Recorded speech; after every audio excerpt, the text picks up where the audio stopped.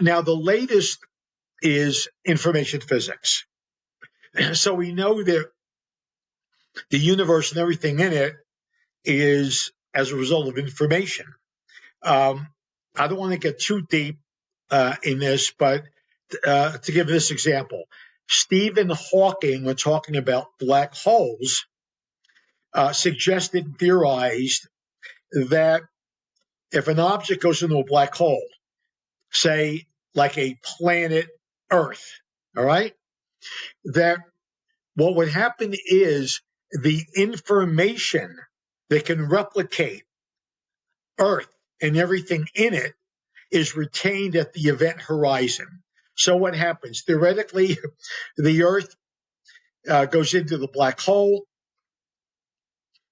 but information cannot be destroyed. So theoretically, the information could be then utilized and recreate the Earth in its entirety. Now, analogous to that is the concept of holograms, which is something else that's was emerging back when I was speaking and before, frankly, but it's gained more and more authority and credibility. So a hologram, every piece of a hologram contains the whole. The only example I can think of, so that people could picture this, otherwise I don't think you could, is let's say you have a big floor-length mirror in front of you, and you're standing in front of it, okay? And there's your image. Now, let's say you crack the mirror into 100 little pieces, and now you stand in front of those pieces. Each one of these pieces will show your whole self. It's not like the piece that broke off the mirror that was lined up at your belly button shows your belly button. So your image appears in all those 100 pieces. That's how a hologram basically works in that sense. But what's more interesting is a hologram is a three-dimensional image generated from a two-dimensional plane.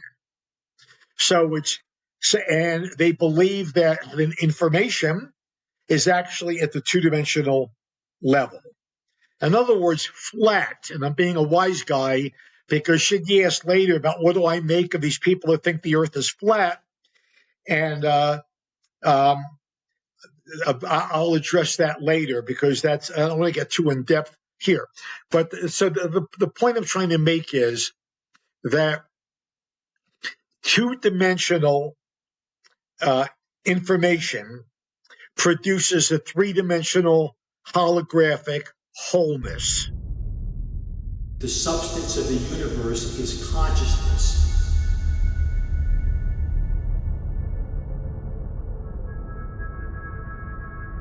Matter does not exist.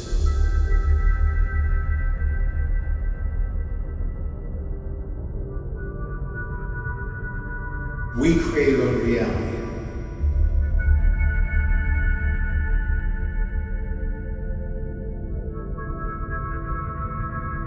The power is in us.